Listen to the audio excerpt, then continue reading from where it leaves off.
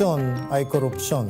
Kapag hinayaan, sisirain nito ang kinabukasan ng bayan. Kaya maglakas loob sumigaw ng Hindi sa'yo yan! Hindi sa'yo yan! Hindi sa'yo yan! hindi sa'yo yan.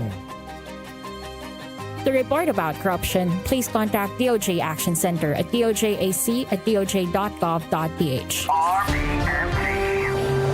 Kabahagi mo, radyo ng Pilipino. Nasaan ka man sa Pilipinas, nasaan ka man sa mundo, kung ikaw ay Pilipino, ito ang radyo mo. Radyo ng Pilipino. Mga balitang mahalaga sa syudad man o probinsya, aming tututukan. Walang mintis, walang kulang.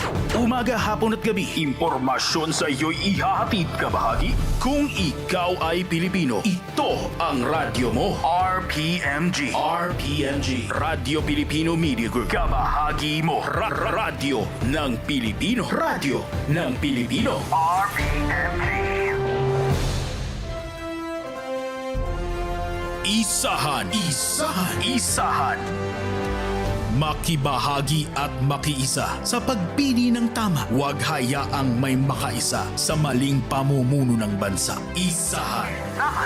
Mamulat sa totoong dapat umupo para sa sambayanan. Samahan sa pagkilatis ang batikang mamamahayag at kolumnista sa telebisyon at radyo. Jake Maderazo. Jake Maderazo. Jake Maderazo. Isahan. One-on-one. Hindi lang sa halalan ang pangako, kundi sa bawat Pilipino. Makibahagi sa isahan. Dito sa RPMG, Radyo Pilipino Media Group. Ang radyo ng Pilipino. Isahan.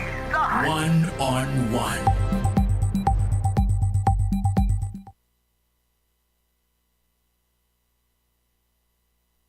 Magandang araw po at maulan at mabagyong Pilipinas, mga Mindanao at TV sa Facebook, YouTube at Radio TV Podcast ng Radyo Pilipino Media Group. RTV Talak Station, Manila Podcast Center, Intramuros at sa ating mga AM FM stations sa Dagupan, Tarlac, Lucena, Legazpi, Naga, Mindoro, Bacolod, Cebu, Dumaguete, Cagayan de Oro, Osamis, Davao, Jensan, Baler, Palawan, Tacloban, Surigao, Butuan sa buong Pilipinas. Ito po ang Isahan sa Radyo Pilipino at ako si Jake Madrazo sa isang oras na makabulahang talakayan sa ating mga pambansang issue. At syempre ngayon po ay eksaktong 61 days na lamang po ay Pasko na. Mabagyo, pero 61 days na lang, huwag natin kalimutan, ay mabagyo na at ika nga ay malapit na rin ang ating undas. No, ha? We wish you a Merry Christmas and then Happy Halloween. At ngayong araw na ito, pag-uusapan natin ang mga nangyayari sa bansa at ang mga bagong mga balita, partikular ang aftermath ng pananalasa ng Bagyong Kristine sa Northern Luzon at maging sa Kabikulan at Metro Manila, mga kababayan. At syempre maghati din ng iba't ibang balita ang ating mga kabahaging correspondents sa mga lokasyon sa kabuuan ng ating programa. Pero bago yan, sumagot muna sa ating mainit na boses ng bayan question ngayon. Ang ating tinatanong, higit 2 milyong kababayan natin ang direktang nasalanta ng bagyo, lalong-lalo na po sa Bicol. Nagkalat ngayon ang mga kampanya para manghingi ng donasyon o kaya tulong mula sa private sector, sa mga networks. Tanong, magbibigay ka ba at tutulong? Yan po ang ating tanong. Higit 2 milyong kababayan natin ang nasalanta direkta ng bagyo, lalo na sa Bicol. Nagkalat ngayon mga kampanya para sa mga donasyon o tulong. Magbibigay ka ba at tutulong? Mag-comment sa ating live streaming channels sa social media, Facebook, YouTube, Viber, o kayo mag-text sa 0917-539-2189. 0917-539-2189. Ilagay po inyong pangalan at ang inyong lugar. Samantala, para po sa mga pinakabagong balita, puntahan muna natin ang Radyo Filipino News Center, ang Isahan Balita. Isahan. Isahan. Isahan. Magandang araw kabahagi, narito mga balita. Hindi pa rin sigurado na sisipot si dating Pangulong Rodrigo Duterte sa Senate approve nitong Lunes tungkol sa giyera laban sa illegal na droga. Ayon kay Senate Minority Leader Aquilino Coco Pimentel III, medyo nag-alanganin na raw. Pero better to just wait for Monday para sa aktual malaman natin kung naroon ba o wala, ani ni Pimentel. Tiliwas naman ito sa pahayag ni Senador Ronald Bato de la Rosa nga nagsasabing dadalo si Duterte sa investigasyon sa Lunes.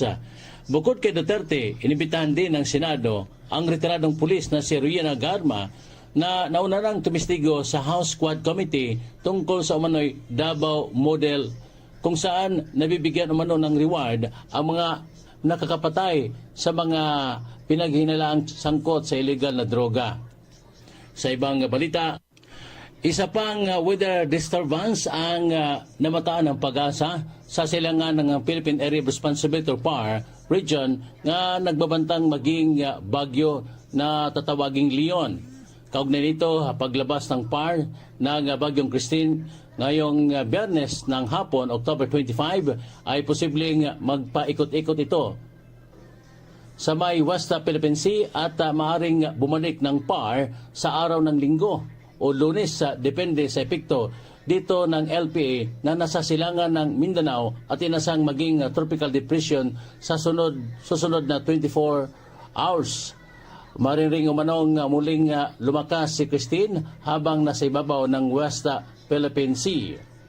Alas 2 ng hapon kahapon, October 24, ang sentro ni Kristine ay namataan ng pag-asa sa coastal waters ng Santa Cruz, Ilocos Sur. Taglay ang lakas na hangin na umabot sa 95 km bawat oras at pagbugso ng 115 km bawat oras. Dulot nito, nakataas ang signal number 3 sa Benguet, Ilocos Sur, La Union at Pangasinan. At yan po ang ating mga balita mula po dito sa DXGS Radio Pilipino General Santos. Ako po si Lito de la Piña dahil sa panig ng mundo. Kabahagi mo ang Radyo Pilipino. Isahan! Isahan! Isahan! Maraming salamat sa iyo sa ating newscaster ngayong umaga, mga kababayan, sa Radyo Filipino News Center, si Carlitos de la Peña ng DXGS Gensan. Sundan at bantayan din ating mabibilis na mga balita sa Twitter, Facebook at sa Viber. At puntahan din po ang ating bagong website. Ito po ay small caps lamang, radyopilipino.com. radyopilipino.com. At sa umaga na ito, mga babayan, ang pinakamalaking balita siguro sabihin natin ay isasagawang situation briefing ng Pangulo. Magsisimula po yan 11 a.m. Ito po ay gagawin dyan po sa Malacañang sa mga oras na ito, mga babayan. Abangan natin magre-report sa kanya ang kanyang mga cabinet members at pagkatapos ay lilipad siya sakay ng helicopter papunta po ng Cavite at Batangas na lubusan ding pininsala ng bagyong si Kristine. At syempre mga kababayan, marami pa rin hong mga panibago tayo na alam sa mga oras na ito.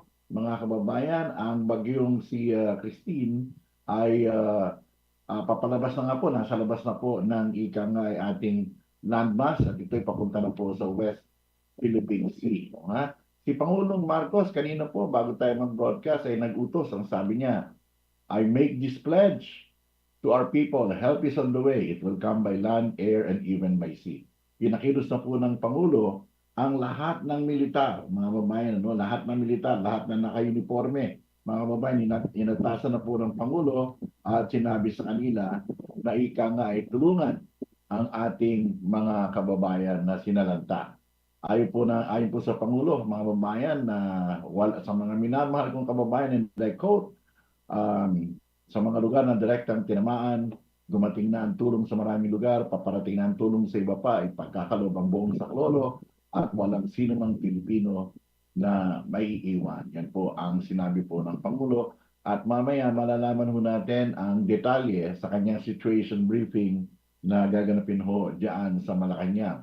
In the meantime, ito pong NRAMC ay nagsabi ng kanilang data so far sa listahan po ng NRAMC, 13 ang patay, 5 ang sugatan at 7 ang nasugatan. At sinasabi po rito mga babae na mga apektado po mga Pilipino ay nasa 2.6 million. 2.6 million po ang mga direktang naapektuhan ng mga Pilipino sa buong bansa. O bali, yan po ay 569,524 families. At ang mga barangay na apektado po ay 3,000 mga kababayan. Nagkaroon po ng mga interruption, 2 airport ang nagkaroon ng sinarhan. Meron hong 293 lansangan ang hindi madaanan. 67 tulay ang hindi madaanan. Yan po ang nire-report ng NDRAMC at nagkaroon po ng power failure, mga babayan, sa 115 lugar. Ganon din, nawalan din ng signal ng cellphone ang 31 lugar at 10 ang nawalan po ng tubig. Yan po sa report na sinasabi po mga kababayan ng NDRAMC sa Pangulo. Sa kabuuan, ang mga nasirang bahay ay nasa 188. Samantalang ang mga ikangay partially damaged ay 1,204 mga kababayan. Yan po yung nakalaman sa bagong-bagong NDRAMC report na ipinadala po sa Pangulo ng National Disaster Risk Reduction and Management Council. Samantala, punta naman natin ang Batangas. May report ang ating kasamang kabaging si Nestor Cagitla, Batangas Provincial Disaster Risk Reduction and Management Office, nagsagawa ng Emergency Operations Center Transitional Briefing dyan po sa Batangas. Kabaging correspondent Nestor Cagitla, please come in. Isahan. Sa patuloy na naranasang epekto ng Tropical Storm Kristine sa malaking bahagi ng bansa, muling nagbahagi ng kasalukuyang datos at estado ng lalawigan ng Batangas sa mga kawani ng Provincial Disaster Risk Reduction and Management Office sa isinagawang Emergency Operations Center Transitional Briefing sa PDRRMO Barangay Bulbok, Lungsod ng Batangas. Batay sa inilabas na huling situation report ng naturang tanggapan, umabot na sa kabuang 440 pamilya o may katumbas na 1,557 na mga individual sa lalawigan ang pansamantalang lumikas sa mga evacuation center at kani-kanilang mga kamag-anak dahilan sa pananalasa ng Bagyong Kristine. Kaugnay nito, 34 na mga evacuation center na rin ang binuksan mula sa iba't ibang bayan at lungsod sa lalawigan. Sa kaparehong situation report, mayroong 2 totally damaged at 24 partially damaged na mga kabahayan ang naitala kung saan patuloy pa rin ang sinasagawang assessment. Sa unang panayam kay PDRRMO Chief Dr. Amor Calayan, naka-deploy na sa kasalukuyan ang rescue and response team ng probinsya para sa pagsasagawa ng rescue operation and assistant and rapid damage assessment. Samantala, maaga pa lamang ay nagtungo na si Batangas Governor Hermelando Dodo Mandana sa mga bayan tulad ng Bawan, Alitagtag, Santa Teresita, San Nicolas, Agoncillo, Lemery at Calaca upang personal na alamin ang sitwasyon ng ilang mga lugar na patuloy na nakakaranas ng mga matitinding pagbaha, kalagayan ng mga evacuees at alam pa sa maaaring maibigay na tulong at suporta ng pamahalaang panglalawigan. Bukod dito, nakatutok na ang Provincial Social Welfare and Development Office para sa deployment ng mobile kitchen, kaugnay naman sa paghahatid ng hot meals sa mga apektado ng bagyo. Tumutugon na rin ang Provincial Health Office para sa pamamahagi ng mga gamot at iba pang mga pang-medical needs. Ako si Nestor Cagitla, nag-uulat sa mga panig ng mundo. Kabahagi mo ang Radyo Pilipino. Isahan. Maraming salamat sa iyo, kabaging correspondent, mga kababayan, si Nestor Cagitla. Bago tayo mag-break, mga kababayan, itong Pag-asa po, itinaas na ang yellow warning rainfall signal.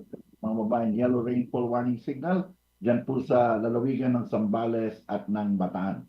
Zambales at Bataan, kayo po ay nasa yellow rainfall warning, mga kababayan. Mamaya po, yung bagyo, ito po ilalabas sa Philippine Air Responsibility ngayong hapon, mga kababayan. So bantayan natin. Marami po mga pagulan na inaasahan pero pabuti na ang panahon dito po sa bandang Quezon City. In the meantime, marami po tayong mga balita at marami pa rin tayong mga reports galing sa ating mga kabaging correspondent sa labas. Magbabalik po ang Isahan sa Radyo Pilipino. Isahan. Pulsong Pinoy. Pulsong Pinoy.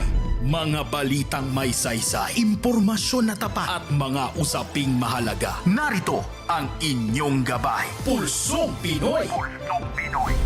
Araw-araw magbabahagi ng impormasyong inyong magagamit sa larangan ng politika, kalusugan at negosyo. Napupulsuhan ng bawat Pilipino. Pulsong Pinoy. Pulsong Pinoy. Kasama si Ben Paipon. Ben Paipon. Ben Paipon. Araw-araw, alas 3 ng hapon. Dito sa RPMG. RPMG. Radio Pilipino Media Group. Ang radyo ng Pilipino. Pulsong Pinoy. Pulsong Pinoy. Nagbabalik ang Isahan. Isahan. Isahan. Dito sa RPMG. Radio Pilipino Media Group. Ang radyo ng Pilipino. Isahan. Isahan. Isahan. Balik tayo sa Isahan sa Radyo Pilipino. May paalala po ang Department of Labor and Employment. Marami po sa mga empleyado ang hindi nakapasok ngayon dahil sa tindi ng pinsala sa kanila ng bagyo. Pinaalalahanan po ang mga employers na ikangay wag daw parusahan ang kanilang mga manggagawa na hindi makakapasok dahil nga po sa panganib na ibinigay sa kanilang mga lugar ng Typhoon Kristine. Itong Federation of Free Workers o FFW ay nagsabi na sa ganitong mga severe weather conditions, mas importante po sa ating mga kababayan ang sariling kaligtasan, lalo na ng kanilang mga kamaha. Yung Cebu Pacific, nagkaroon po sila ng 13 flights na kinancel. Kinancel po yung kanilang 13 flights. Ito'y papunta ng Davao, marami ho, papunta ng Visayas at Mindanao. Ang dahilan ay meron silang abnormal workforce. Hindi ko nagsipasok yung ilang mga piloto nila, ganon din yung ilang mga crew. Kaya nangyari po i-cancel ng Cebu Pacific ang ilan nilang flights. Hindi dahil sa meron pa rin bagyo sa Visayas, sa Mindanao, pero yan po ang nangyayari sa ngayon. So yan po ang paalala ng DOLE at ganoon din. Ngayong umaga na ito ay talagang medyo lito ang taong bayan dahil sumailalim sila sa matinding sakuna, mga kababayan. Samantala, may maganda naman tayong balita, yung ating mga kababayan dyan sa Panay at sa Negros. Ang sabi ko ng Department of Labor, sila itatanggap po ng dagdag sweldo. Itong mga taga-Panay at Negros, mga kababayan, ay tatanggap ng karagdagang 33 pesos hanggang 40 pesos, mga kababayan. Yung pong non-agricultural workers na dati sumisweldo ng 480 sa isang araw, magiging 513. Samantalang yung mga agricultural workers, mga babayan, ay magiging 485 pesos na po ang sweldo from 450. So magandang balita po yan. Meron din tayong magandang balita, baka magkaroon po tayo ng rollback, mga kababayan, sa susunod na linggo.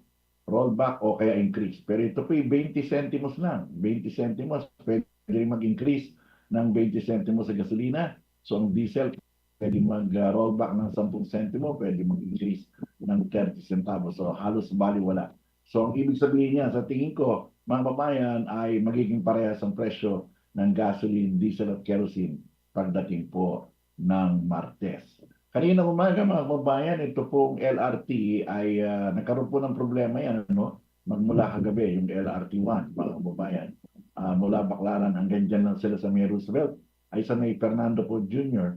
ang kanilang, kasi tinamaan po ng debris ng bagyo yung kanilang linya, mga babayan. Kanina lamang pong alas 6 Gs nagkaroon po ng normalization. Sa mga nagtatanong sa Marikina River, medyo bumababa na yung tubig. Ito yung umabot ng 16 meters na ilang oras lamang po nakakaraan. Pero ngayon ay bumababa na sa 15.7 meters, mga kababayan. Yan po ang nangyayari ngayon. Sa bilang ho na Endramsi, kanina binanggit ko sa inyo, ang official na bilang po ng Endramsi ay 13 ang patay. Ito ang nawawala at 5 ang nasusugatan. Pero sa news reports, mga kababayan, ang kinikwento nga sa inyo, ang Bicol, itong Police Regional Office Region 5, ang kanilang bilang sa mga namatay ay 26 ang namatay po dyan sa Bicol mismo. At kahapon, meron din tayo natanggap na report at yan ang kinumpirma ngayong umaga. 6 ang patay sa Batangas. 6 ang patay sa Batangas. So, ibig sabihin, ang actual na bilang, ang official, ay 32 ang namatay po, mga kababayan, sa bagyo. Yan po yung sa Bicol at saka dito sa Batangas. Wala pa po tayong report dun po sa mga ibang lugar. Sa ngayon, mga kababayan, alam niyo po, ang ating mga dam ay punong-puno. Punong-puno ang mga dam natin ngayon. Ito, ang report na natatanggap natin, ang Ipo Dam ay nagbukas na ho ng 2 gate. Ang Ambuklaw ay nagbukas ng 4 na gate. Ang Binga Dam, 6 na gate ang nakabukas at ang San Roque ay 1 gate. Samantalang ang Magat Dam sa Isabela ay 1 gate. Mga kababayan, alam niyo po, kapag hindi ko sila nagpakawala ng tubig, mga kababayan, baka mawasak naman ito pong mga dam na ito.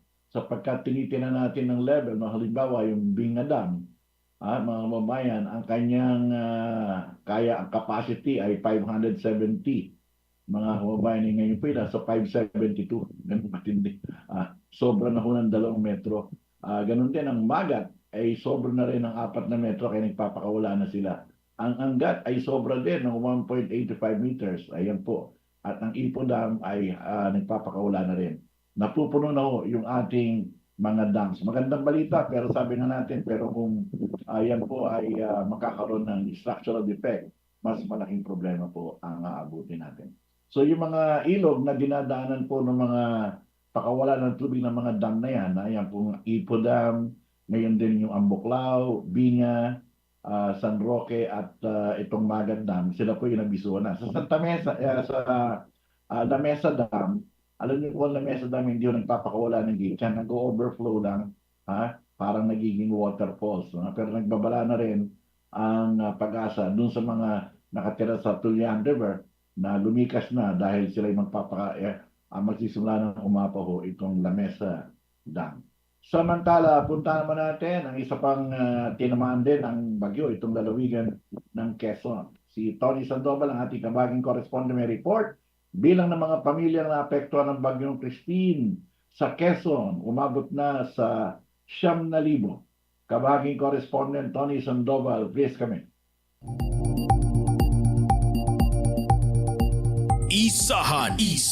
Isahan. Umabot na sa mahigit 9,000 pamilya ang labis na naapektuhan ng pananalasa ng bagyong Kristine sa buong lalawigan ng Quezon. Sa huling tala ng Quezon Provincial Disaster Risk Reduction and Management Office o PDRRMO, tinatayang nasa 9,560 pamilya ang naging bilang ng mga evacuee sa binubuo ng 32,529 na mga individual. Bukod dito, nasa 12 na kabahayan sa buong dalawigan ang tuluyan ng nasira. Awang 71 naman ang bilang ng mga bahay na bahagyan naapektuhan ng matinding buhos ng ulan dulot ng bagyo. Kaugnay nito ay patuloy ang sinasagawang consolidation at data ng Quezon PDRRMO upang malaman kung ilan pa ang madadagdag na bilang sa mga labis na naapektuhan ng bagyo sa nabanggit na lalawigan. Mula dito sa DCLT Lucena, ako si Tony Sandoval. Sa amang panig ng mundo, kabahagi mo Radyo Pilipino. Isahan. Maraming salamat sa iyo, mga babayan, sa ating kabaging correspondent, si Tony Sandoval. Nagsimula na po yung briefing sa Malacañang ng Pangulo at abangan natin ang mga detalye niya. Pero paalala ko sa inyo, ito pong pag-asa, lalo na itong flood forecasting and warning system, ito pong Angat Dam o itong Angat River, mga kababayan, magpapakaula po ng tubig ang Ipo Dam. So pinaalalahanan, yung pong mga munisipyo na maapektuhan yan, 2 gate ang bubuksan. Yan po mga kababayan ay 113.2 centimeters mula kanina.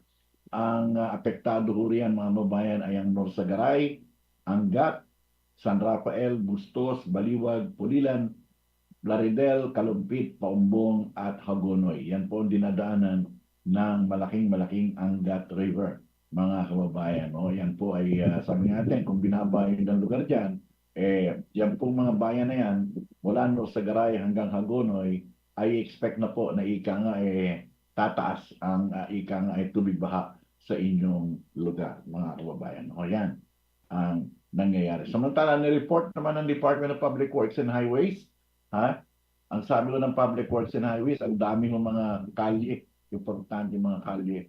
Ang ika nga ay sarado. 8 sa Cordillera Administrative Region, 9 sa Metro Manila hindi madaanan, 1 sa Region 1, 2 sa Region 2, 1 sa Region 3 sa Pampanga, 6 sa Region 4A, at 15 sa Region 5, mga kababayan, lalo na yung Lopez Quezon.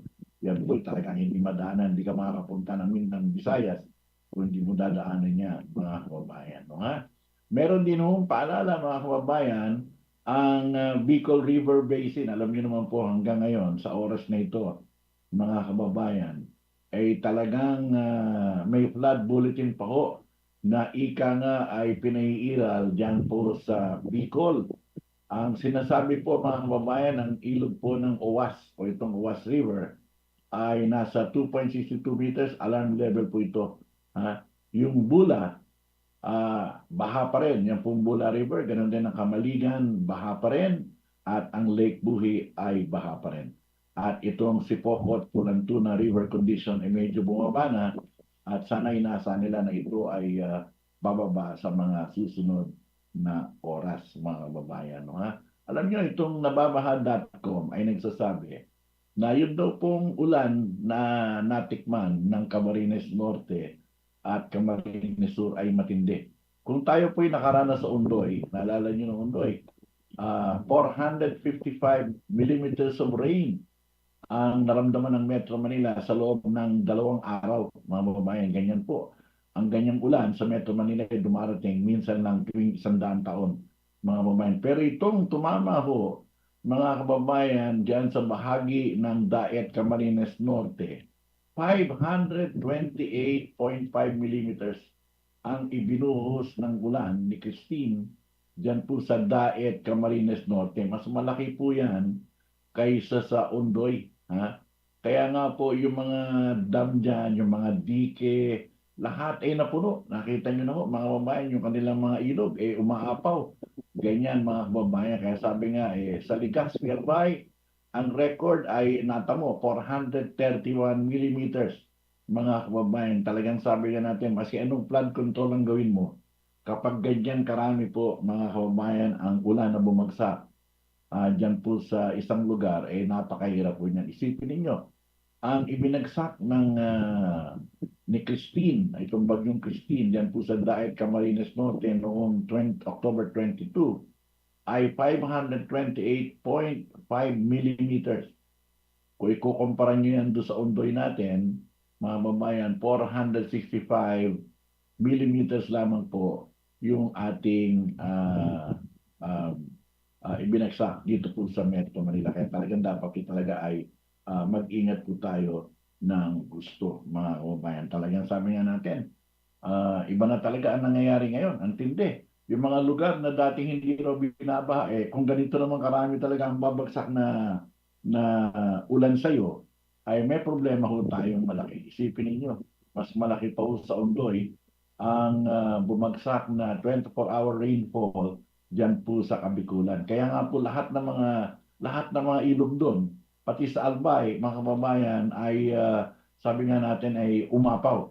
Yung Owas sa Albay, yung pong Bula River, Kamaligan River, ganun din ang Lake Buhi, pati sa Sipokot, ay bumaba. Ngayon ang tanong, mga kababayan, saan po papunta yan?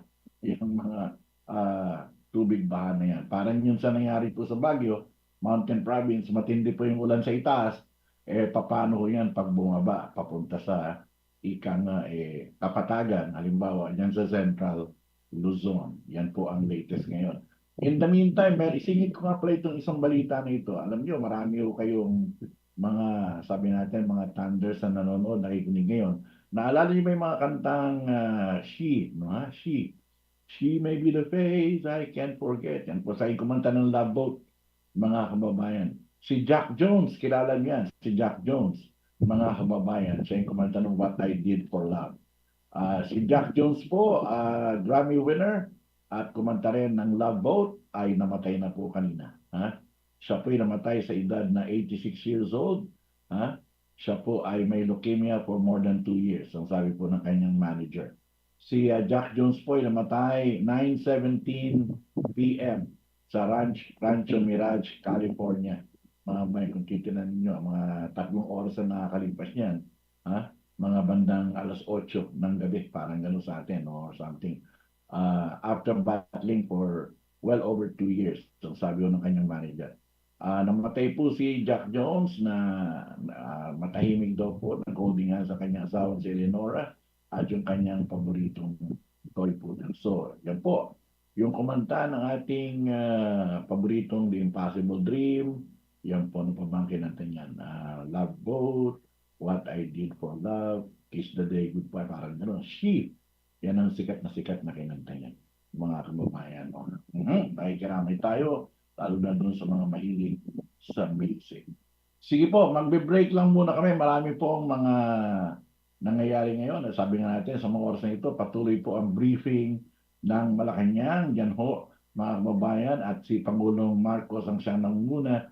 At pagkatapos yan ay, ang sabi po ng PCO, siya po ay sasakay ng helicopter, ikutin ang mga binahang lugar dyan sa Batangas at saka sa Cavite.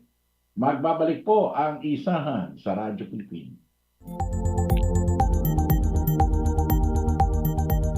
Isahan. Isahan. RPMG.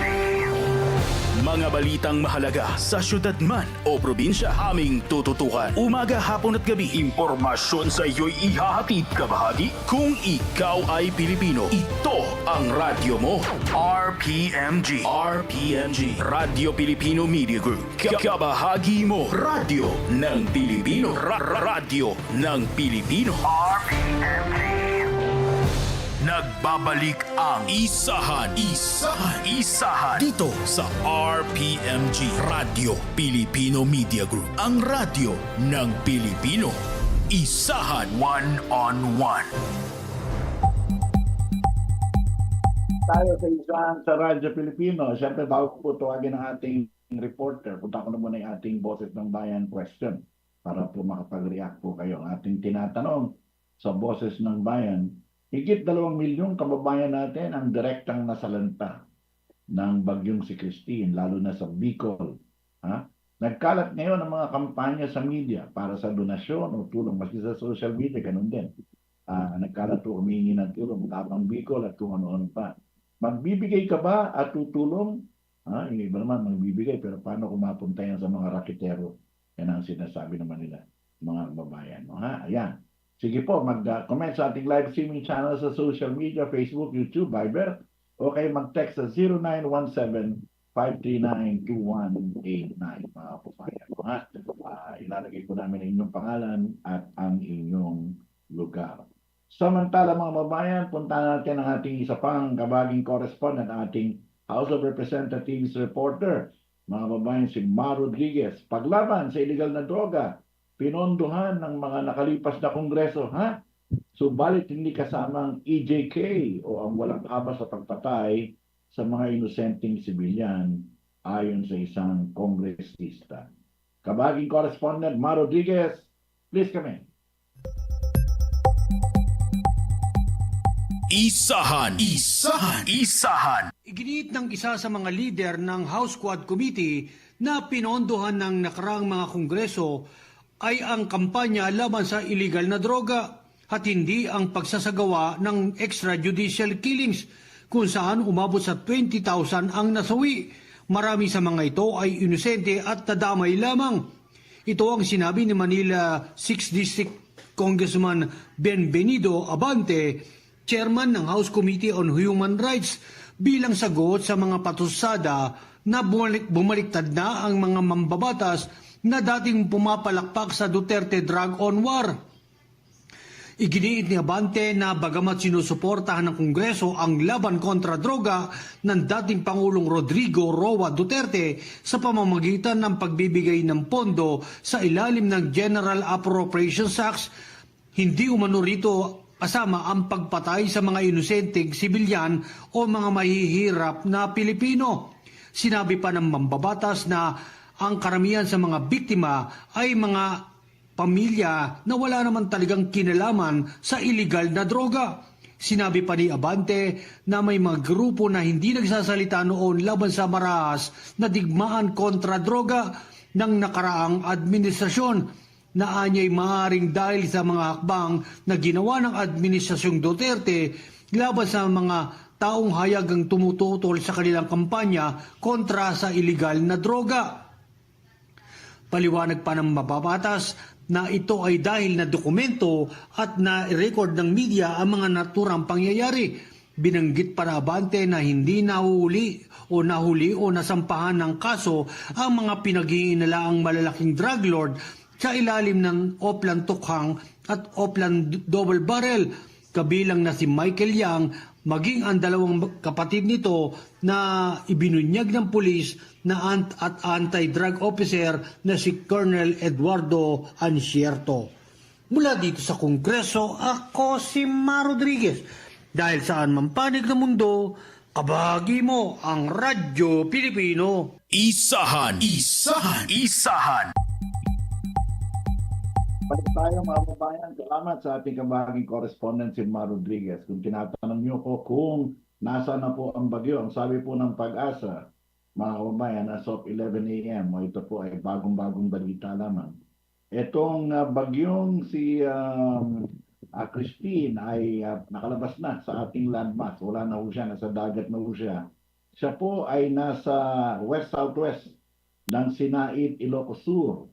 Mga kababayan, siya po ay nasa west-southwest ng Sinait, Ilocos Sur at kumikilos ng 15 kilometers per hour ayon sa DOST Pag-asa. Ito po ay meron pa rin maximum sustained winds na malakas pa rin, 95 kilometers per hour hanggang 115 kilometers per hour. So yan po, mga kababayan, nakalabas na po sa landmass. Ito pong si Bagyong Kristine at siya po ay dyan lumabas sa Sinait, Ilocos Sur at ika ngay mamayang hapon. Ang estimate po, mga kababayan, siya po ay lalabas na sa Philippine Area of Responsibility. Ang problema lamang, meron hong may mga forecast na babalik daw ito. Alam niyo kung bakit. Supposed to be dapat ito ay maglalandfall sa Vietnam. Maglalandfall ito sa Vietnam. Dahil meron pa hong isang bagyo na paparating. Bagamat ito po ay hindi naman maglalandfall sa atin, yung bagyong Leon. Maghihilahan daw itong dalawa na ito. Mga babae, maghihilahan itong dalawa na ito. Ang papalabas sa si Kristine na papunta ko ng Vietnam sana, hihilain daw ito ni Leon na papunta naman ng Japan. At sabi nga, at dahil siya hihilahin, nakakala tuloy na marami, babalik ito sa Pilipinas. Hindi po, ang mangyari daw po ay malulusaw itong si Kristine at ang mananaig ay yung mas malakas na bagyo na si Leon. Si Leon po ay nasa loob na ng Philippine Area of Responsibility pero siya po ay papunta ng either Japan o kaya ay dulo ng Taiwan. Alam niyo po, paglabas nga ni Kristine mamayang hapon, ang ating namang babantayan ay ito pong bagyong si Leon na hindi maglalandfall pero ito po ay nasa Philippine Area of Responsibility. Sa mga taga Metro Manila, alam nyo, ngayon medyo maliwanag na sa Metro Manila. Pero sabi nga natin, pahupa na ang epekto ng bagyo simula ngayong araw na ito at mas kalmado na ang panahon. Pero sabi natin, mamayang gabi, mamayang gabi ay uulanin pa rin ang Metro Manila. Posible pa rin ang biglang buhos ng ulan at magkakaroon daw po ng thunderstorms. Ganoon din ang mga moderate to occasionally strong gas. Sabi nga natin, yung sirkulasyon po ng bagyo ay nandyan pa rin. Sabi nga natin mga boy, bagamat papalayo na itong bagyo na ito, pero yung kanyang buntot ay patuloy na humagupit sa maraming lugar sa ating bansa. So ang sentro ngayon ng atensyon ng lahat, mga kababayan, ay yung pong rescue operations at yung aftermath. Ang sabi nga ng Pangulo, mga kababayan, lahat po na naka-uniforme, yan po yung maging militar, AFP, Coast Guard, PNP. Lahat po ay kansilado na ang kanilang leaves of absences. Anyway, tayo po ay nagpapasalamat din sa ika ngayon, Coast Guard. Alam nyo, sa lahat po ng mga rescue operations kahapon, nakita ko natin ang Philippine Coast Guard inandun. Sila pong nangunguna sa ika ngayon paglusong sa mga baha at kinukuha po yung mga senior citizen kasama po yung kanilang mga local government counterparts. Pero ngayon, ang sabi ko ng Pangulo, full mobilization ng Armed Forces of the Philippines, lahat ng sundalo, ganun din ang Coast Guard, Philippine National Police ang gagawin ngayon. At wala daw leaves itong mga uniform personnel. Ang Department of Trade and Industry ay sinabihan na ika nga bantayan po ang profiteering. Sabi nga, marami ho riyan. Ay, alam niyo na ho, kapag nagdeklara ng state of calamity, ang isang lugar, mga kababayan, dapat hindi ho dapat magtaas ng presyo lalong-lalo na yung LPG, itong mga pribadong manininda, mga babayan. Inatasan din ng Pangulo ang Department of Budget and Management na ika nga pala pabilisin ang pag-release ng mga pondo disaster response sa mga LGUs, ganoon din sa national government. Alam nyo, marami hong mga gimmick ngayon, masi sa social media, marami hong sumasakay sa ika nga ay pagtulong. Meron nung iba dyan, naku, Diyos ko po, parang picture taking. At meron din namang ginagamit rin sa politika, tulad nung kay, kanino ito? Nung kay Villapuerte. Sinabi, sila raw po stranded sa Siargao, nung pala hindi. At si Villapuerte naman, namimigay ng pera sa mga mamamayan na nalubugan, mga mamamayan na ginawa pang issue. Sabi nila, hindi raw sila tilapia. Yan ang sinasabi. But anyway, ang importante po, ito yung panahon para ika nga maipasok ko natin ika nga yung tulong sa ating mga kababayan. Okay, in the meantime mga kababayan, alam nyo, nakamonitor din tayo sa sinasagawang situation briefing ng Pangulo sa Malacañang. So, siguro silipin natin kung anong deklarasyon ng Pangulo. Mr. Technician, paki-on mo. That we can airlift these water gallons kasi medyo marami ho sila. The moment it lands, hopefully within today or tomorrow, then we should be okay because Mr. President, marami-rami naman ho yung ibinigay ng Manila Water and 5 gallons per container or the 6 gallons per container. They answered our call and they're ready to mobilize already, Mr. President. All right. Okay. So it's still accessibility that we are having to deal with, the lack of accessibility that we're having to deal with. Yes. All right. Mr. President, if I can just reiterate, for the province side, the pictures you're seeing are the operations of the province. Sa pagkain ho talaga, they've been quite aggressive already. Governor Villafuerte, Congressman El Rey, they've been on the ground. They're using their boat brigades. Marami ho talaga silang umiikot ngayon na nag-ration ng pagkain. Dito kay Mayor Legacion, I think he's doing the same. But we assured him na the stocks are ready. Magkatabi naman kami ngayon. In fact, we're plotting out the withdrawal already of the boxes from our regional warehouses. All right. Okay. That's well, that's understood. Okay. What other requirements? You make a good point about fuel. Is there anything else like that we need to be attending to? Mr. President, the fuel kasi na-trap doon sa Millaor dahil naputol yung road because of the flooding. But yung province, they're already looking at recovery. So that's why I spoke with Secretary Kiko kanina about relayed to him the concern ng province, which Secretary Kiko said he'll take care of. And then sa Disudho, they're also working, I think, with the undersecretaries of Secretary Acuzar about rebuilding the homes. Nandun na ho yung mindset ng province on the recovery because they believe the water will recede hopefully this weekend. Kasi medyo may araw na ho dito, Mr. President. They said that it's the first time they've seen the sun in quite some time. So they're quite optimistic na bababa na ho yung tubig. So they're already in the recovery mode, Mr. President. Very good. All right. Okay. Thank you. Anything else that you would like to report? How about for me, Mr. President, na si Mayor Ata? Outside of Bicol, in the other areas, what is this? What is the response so far of the DSWD? Mr. President, if I can request one slide down from the presentation. The Central Luzon provinces that have already declared calamity, Cavite and Batangas,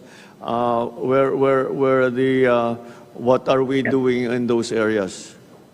Yes, Mr. President. In that presentation that's flashed, we have already released a total of 150,000 family food packs nationwide. Mr. President, the numbers in Calabarzon are still coming in kasi kagabi lang namin nakukuha yung mga numero because the effects they started feeling the effects last night.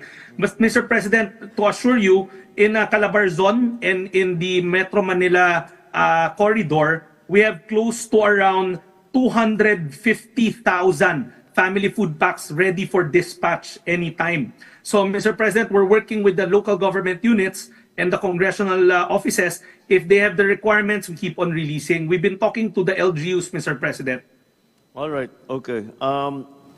That I don't think in the other areas we have such a problem with accessibility. Talagang sa Region 5 talaga, kasi yung baha, hindi umaalis. I was asking some of the locals, is there something more that we can do to bring the water down?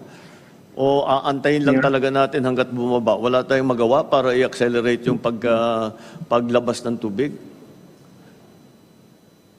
Mr. President, sa parte po ng Naga, kasama na din po yung Milaor area, mukhang ito talaga yung parang basin. Dito bumababa lahat ng tubig na nagagaling sa upper portion, including those in Rinconada at from Bay. Mukhang maghihintay po talaga. Sana maganda yung panahon. And yun naman yung aming paniniwala. Baka mamaya and tomorrow mukhang possible na po yung highway sa Milaor. Matapos na magsagawa ng clearing operations yung DPWH, katulong yung City Engineer's Office ng Naga City. Okay. All right. Okay. I think we continue to concentrate on Region 5 for now because they're the ones in most need. Everybody is in need. But the accessibility problem of Region 5 is a little bit more pronounced than all the other areas. All right. Okay. Thank you, Secretary Rex, for your report. I'd just like to bring up the point that Secretary Rex talked about is the fuel. This always happens pag walang access. What are we doing about that? Sir, talking with the fellow cabinet members, just instructed OCD to find a road route in the Bondok Peninsula and then LCTs from Bondok Peninsula to Camarines Sur, where we can ferry actually fuel vehicles, fuel tankers, etc. So there will be a shuttle, food, water, and fuel, sir, via crossing the Bondok Peninsula, that body of sea, to Pasakaw. Have they started to? They will start today, sir. Okay. And airlift, sir. Nakaalis na sila, or they will still? They're still logisticizing it, sir. But by today. Putting together. Everything. Yes, sir. And may I say also, Mr. President, Philippine Air Force already was able to go into Naga and to Legazpi. Yes. And we will continue the air bridge to take advantage of any gaps in the weather now. The things that are coming up, which we have experienced before, is probably the need for airlift capability sa rotary siguro kasi isolated areas kahit na hindi mapasok ng land vehicle. We should Yes, sir. try at least because they're already in their second 2.5 days na sila sa Region 5. Sir, the 205th Helicopter Wing and the 505th Search and Rescue Group are deploying all rotary assets already, sir, to the area. Okay. Yes, Secretary Tony. Sir, if I may, in previous disasters such as Odette, we mobilized the private sector to locate their stocks in the area and please provide access to stocks already in the area. So, sir, fuel stocks sometimes are in depots and actually already in the proximate areas where they can actually be accessible. So, sir, if I may suggest, we could call on the private sector to release. They're here po, sir, represented today. All right. Okay. Sekmani, Yes, Mr. President. I think the only problematic section along the Maharlika Highway to reach Camarines Sur now is actually the section in Quezon. This is in the Lopez Catanawan section. When the last few days it was not it was closed to traffic, but as of now, heavy vehicles can now pass through, Mr. President. So I think there's a good chance for the vehicles now to pass through and go to Camarines Sur, Mr. President. marami raw talagang marami ang landslide, that areas where they did not have landslides before. The former governor was just explaining to me sa Cavite ganun. Hindi sa Cavite, sa Batangas, yung mga area na hindi pa nakakita ng landslide noon, nag-landslide na ngayon. So, I guess our problem, yung lupa is completely saturated. Wala na talaga pupuntahan yung tubig. Anyway, all right, okay, thank you. I think next year, the response of the Department of Health to the typhoon Kristine. Can we hear from Secretary? Thank you, Mr. President. I'd just like to highlight the actions taken by the Department of Health. We've activated actually Code Blue. Code Blue is our highest response to our disaster in Cagayan Valley, in Bicol, and Ilocos. We maintain Code White in the NCR, in Central Luzon, Mimaropa, Western Visayas. We've actually held a command conference, and some of the reports that came in, we have most of the injuries actually came from the Bicol region, 15 deaths. The landslides po, Mr. President, I think it's very clear, yung landslide kasi they're the ones that actually cause death.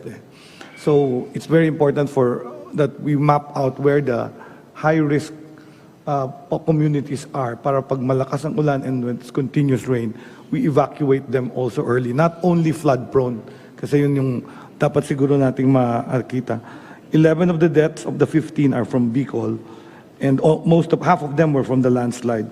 Of the recorded injuries, mostly mga wounds ito, when people rescue out of their homes from floods, they get injured.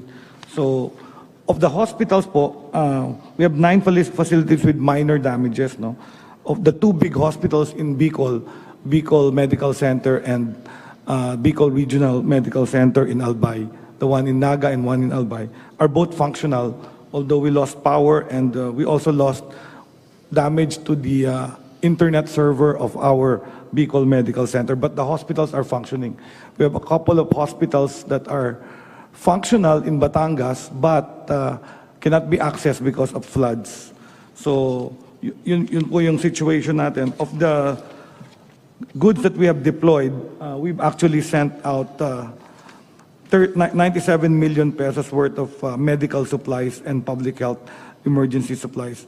We've also given out 36 million worth of water, sanitation, and hygiene. These are the blue jerry cans that we see in the evacuation centers. One can per family, and it's you just put one aqua tab, and it's potable also to replace our water filtration na hindi pa dumadating to provide drinking water for our people. Then we also have allocated 6.8 million for nutrition, 1.8 million for psychosocial support, a total of 142 million pesos, Mr. President.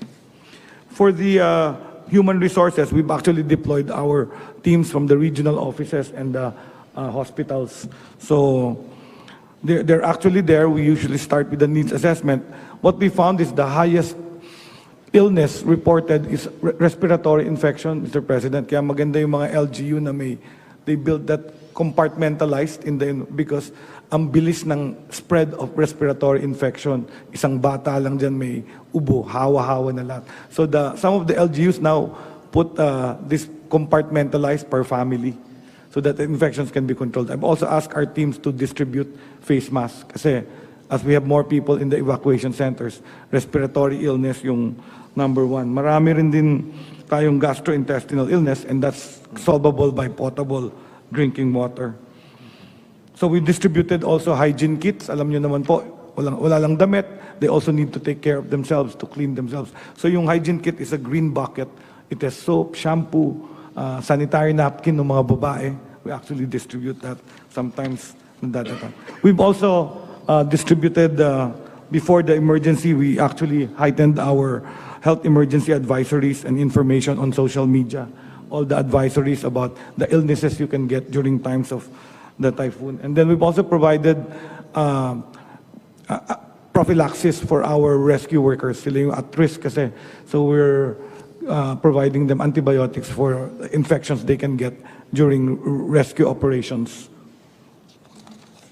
Yan lang po ang aking report, Mr. President. Basically, konti ang injuries and death for the magnitude of the disaster. And I thank the quick action of the Office of the President for suspending classes and work because that keeps people in their homes and safer rather than having work and then people getting trapped, injured, or so I think we can still go for improvement, especially for the landslides. Yun yung Mataas po kasi ang mortality sa landslide. Yung drowning, mapiprevent natin yan pag na-rescue sila. Pero yung landslide, isang bahay, natabunan ng lupa, patay talaga yung buong family nun, Mr. President. Okay. Thank you. Thank you, Secretary. We'll just continue to respond. The first area that asked for medical help was again Naga and Legazpi, around Region 5, because marami nga silang casualty. And yun na nga, we haven't been able to go in yet. But we have the medicals that are in place are operating now. So how are we doing on communication, Gilbert? Bumalik na mga generally ang communication. I know power is going to take time, but Sir, with us, we have you OCD have systems. sufficient communication. Yes, sir. Yes, please go ahead. Yes. Sir, Mr. President, update lang po doon sa mga water purifiers. Okay. As of 10 a.m. po this morning, nakatawid na po ng Milaor yung team po natin na may dala pong water purifiers. Meron pa po tayong naiwan dito sa Metro Manila na about 30 water purifiers na we can deploy at any time. Naka-standby po, Mr. President. 40 po yung pinadala po natin and we still have around 30 na pwede pa pong i-deploy, Mr. President. As of 10 a.m., kasama na po yung team natin ng PDRRMO po ng CAMSUR, Mr. President. So yung team ninyo, yung 50-person team, nakapasok na? Nakatawid na po ng Milaor. Ando na sila? Yes, sir. Nandun na sila? As of 10 a.m. po, Mr. President. Naipit po kasi sila sa Lopez and then Milaor. Nagpalipas po sila ng gabi, kagabi. Then as of 9:30 po, nakatawid na po sila, Mr. President. Okay. Alright. Yung mga gamit nyo na-deliver nyo palabas? Opo, naitawid na po, nasa Naga City Hindi, Hall. pero mula sa Naga, kasi ang mga nangangailangan sa labas din ng Naga, hindi lamang doon sa loob ng city. Yes po, kasama na po ng PDRRMO ng CAMSUR and may dala rin po kami mga bangka, Mr. President, for deployment po.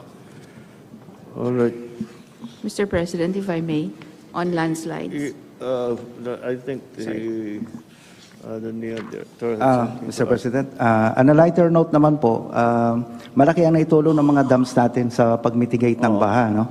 In the case of Magat Dam, nakapag-pre-release po kami, so napababa namin ng mga 8 meters yung level. So nung dumating na yung malakas na ulan, ang inflow was 3,200 cubic meters per second. Ano? Napakalakas talaga. So ang release na lang namin noon is mga around 700. So na-mitigate po natin yung baha doon. Parehas din ang kwento niyan sa Halaor Dam. Itong ating pantabangan naman po ay nasa 14 meters pa naman yung kailangan niyang punuin. So malaki rin po na itulong nito. And the one that was put up earlier, mukha namang nakontrol na mabuti yung level ng dam. At na mayroon tayong nagawa ahead of time na para hindi tayo mabigla, and then we will release na naman kagaya na nangyari noon. So anyway, mabuti yun. At let's maintain that standard procedure from now on. Pagka basta't may parating, lalo na ngayon, mukha yung mga bagyo talagang ang daming tubig na dala. Kaya yun ang ating kailangan alalayan. Alright, so let's move on now to the funding that will be required to support all of this relief and support and recovery for all of these areas. So we ask DBM, Sekmina, if you can. Yes, Mr. President, good morning, and good morning to the members of the Cabinet. First slide, please. I will briefly show all our possible sources of funding. Next slide. Presented on the slide is a status of the NDRRM fund releases from 2024, GAA, and 2023 continuing appropriations. As of October 24, 2024, the NDRRM fund has a total available balance of 1.983 billion pesos, of which 1.845 billion is from our 2024 General Appropriations Act, and the remaining 139 million pesos is from 2023 Continuing Appropriations. However, from the remaining balance, we still have a pending request for QRF replenishment for SARO issuance in the total of 1 billion pesos, broken down as follows: DPWH, 1 billion pesos, DILG PNP, 25 million pesos, and DND OCT, 37.5 million pesos. The available balance of the NDRRMF after the issuance of ZARO for this QRF augmentation request will be 921.4 million pesos. Now on the QRF, based on the tentative report submitted by respective implementing departments and agencies as of September 30, 2024, the recipient agencies were able to obligate 14.7 billion pesos or 48.8% out of the total allocations received for QRF as of October 24, 2024 of the 30.093 billion pesos. The fiscal year 2024 allotment received for QRF is at 19.088 billion pesos, which is broken down as follows. For agency-specific QRF appropriations, it's 7.925 billion pesos, and for QRF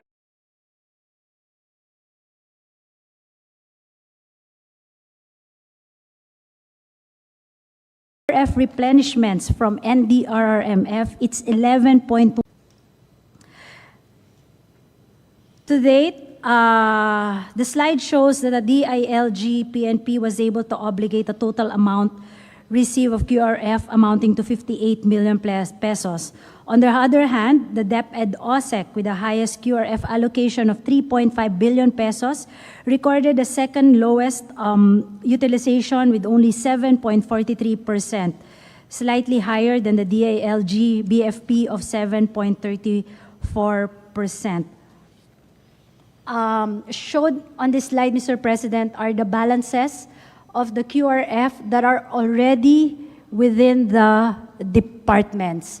As you can see, Mr. President, for the Department of Agriculture, they still have more than 1.5 billion ready for usage. For DepEd, more than 3 billion for repairs of school buildings. DILG Bureau of Fire, they still have budget. PNP, they've already used up their QRF. OCD, almost finished with 75%. DPWH, OSEC, they still have roughly 60% of their QRF fund for usage. DSWD, it's almost finished. I'm in touch with SecRex and just waiting for the request for the balance of QRF that you need. It's more than roughly, I think, 500 million pesos. I'm just waiting for the letter, Sec, and then we'll release it within the day. And then the DOH, sir, we still have funding, but let me know if you need more. And the DOTR, Philippine Coast Guard, 50% of their budget has been utilized. Now, for other funding sources, we all know that the Local Disaster Risk Reduction and Management Fund, wherein no less than 5% of the estimated revenue from local government units, regular sources can also be used to support disaster risk management activities, including pre-disaster preparedness programs, post-disaster activities, and for the payment of premiums of calamity insurance. Of the amount appropriated, 30% should be allocated for respective QRFs, Mr. President. Under funding sources, Section 22 of all government departments, bureaus, offices, and agencies are authorized to use a portion of their appropriations to implement projects designed to address DRRM in accordance with guidelines issued by the NDRRMC in coordination with the Department of Budget and Management. For example, under the DPWH, They still have a balance of 4.38 billion, which I think they've been using it, that can cover maintenance of regularly performed on national roads and bridges throughout the year. The maintenance activities include, among others, various work categories such as temporary repairs of roadways, shoulder maintenance, drainage maintenance, replacement of pavements, among others. Secmali, this is on top of the QRF requirement that you requested. And the same with the Department of Health, the MAIP. To date, we still have a balance of 11 million, Secretary. So I guess it's already downloaded to the respective regional offices. We hope that they'll be able to utilize, and then we'll be releasing, I guess, 10 billion. You have a pending request now of 10 billion pesos. It's for signature today, so we'll have it released today, Secretary, Mr. President. And another source could be the contingent fund.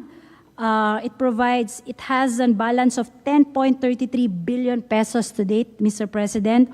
The appropriation may be utilized for funding requirements of new and urgent activities or projects of the national government agencies, GOCCs, local government units that needs to be implemented or paid during the year, Mr. President. So we still have 10.33 billion of this. And assuming we need more, Mr. President, we still have, I just received a certification from the Bureau of Treasury, Department of Finance for unprogrammed appropriations. So assuming we need more funding, Mr. President, we can tap the unprogrammed appropriations. Rest assured, Mr. President and members of the Cabinet, that the DBM remains unwavering in the commitment to provide funds to the agencies that require support for programs focused on immediate disaster response and rehabilitation, Mr. President. Right. So certainly the ones that are to the different agencies are already with them. So that's readily available.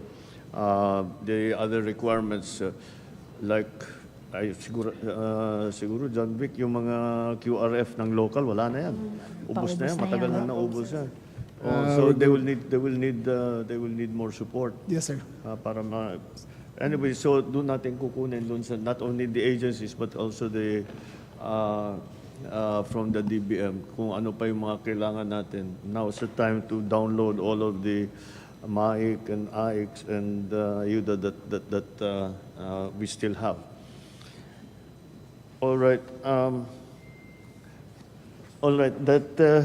That's pretty much it. There's just one thing I wanted to ask the experts. If there is another approaching weather system, we have to take that into account. Because kung aayusin natin, and then 3 days later, sisirain din ng susunod, sayang lang yung ginawa natin. At the same time, in those 3 days, kailangan ng tao na may daan, na may how do we handle this so that we make maximum use of our resources? Sec Gilbert, maybe you have an idea on what is the concept, how we should apply our resources. Certainly, ang mga relief, yung mga rescue relief, wala na, hindi natin pwedeng i-delay yan dahil buhay na ng tao yan. So we just have to keep going in that. Now, when it comes to the rebuilding or repairing, all of these things, what are we have to think in the slightly, not short term. Paano ang handling natin dyan? Kasi yun ang inaalala ko, nangyayari, madalas mangyari yan eh.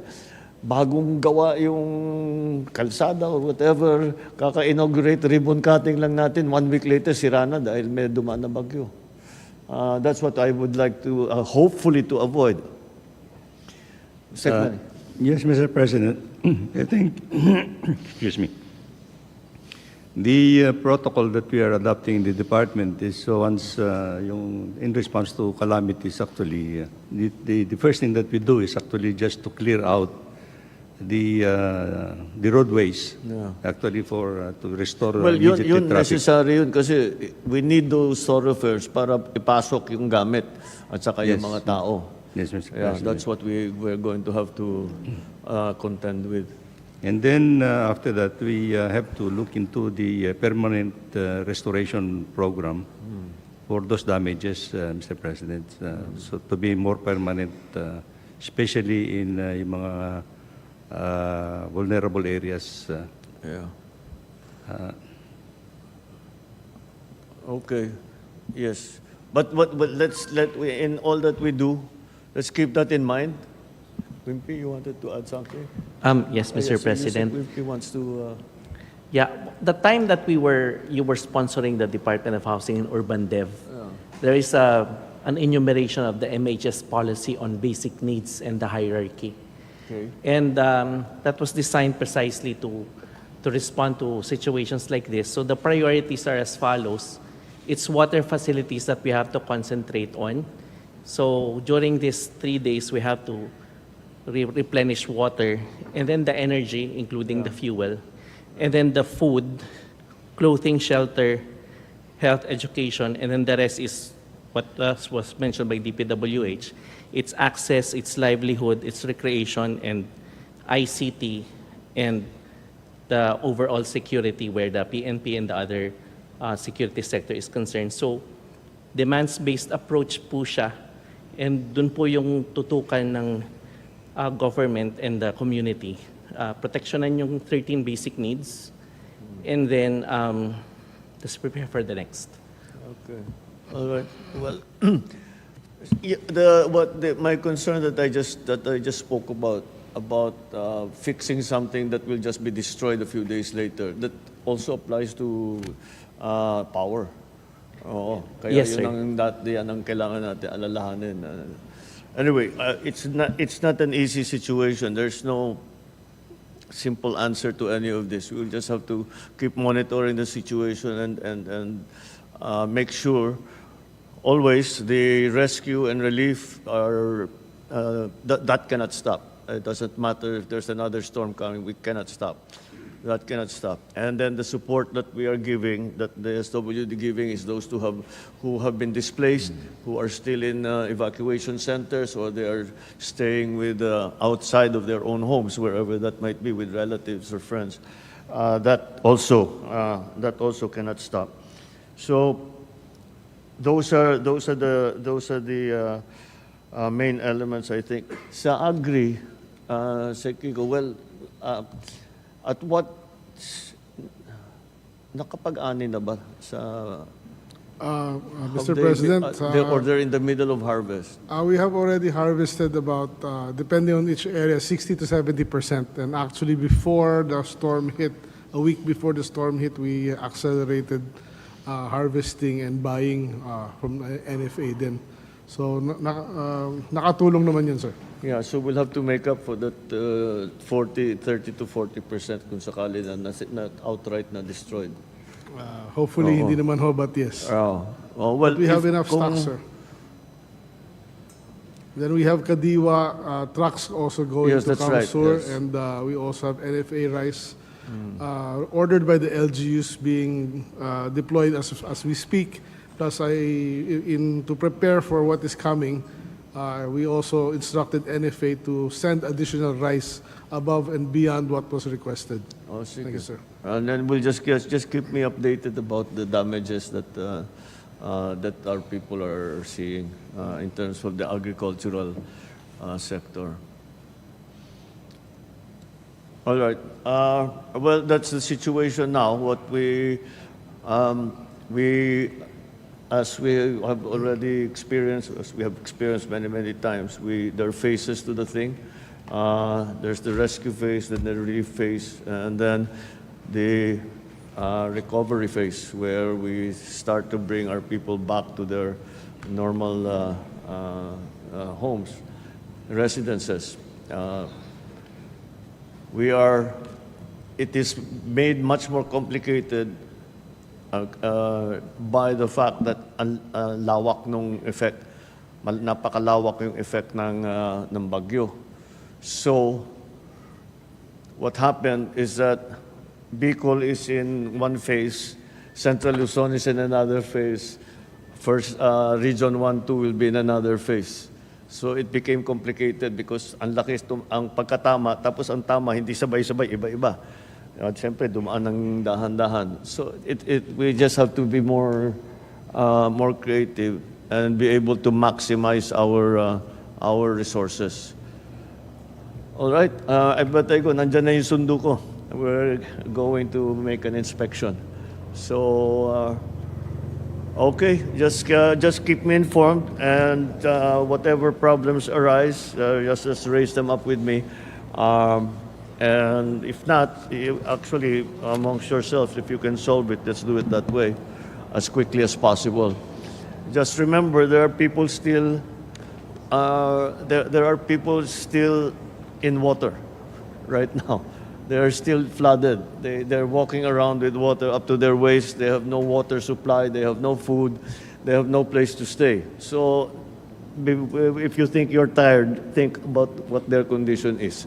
So let's always keep that in mind. And as a last item, I'm happy to note that the other our partners in the private sector are here. There is the Philippine Disaster Resilience Foundation.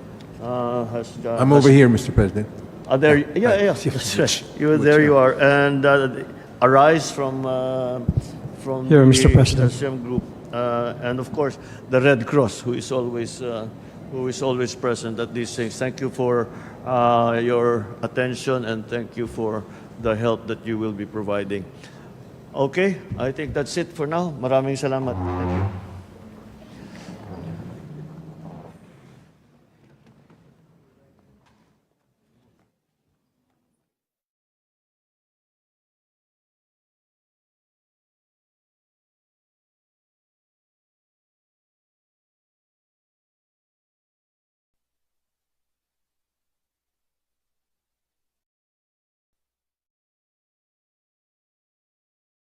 Mo radyo ng Pilipino. Nasaan ka man sa Pilipinas, nasaan ka man sa mundo, kung ikaw ay Pilipino, ito ang radyo mo. Radyo ng Pilipino. Mga balitang mahalaga sa syudad man o probinsya, aming tututukan. Walang mintis, walang kulang. Umaga, hapon at gabi, impormasyon sa iyo'y ihahatid kabahagi. Kung ikaw ay Pilipino, ito ang radyo mo. RPMG. Radio Pilipino Media Group. Kabahagi mo. Radyo ng Pilipino. Radio ng Pilipino. RPMG.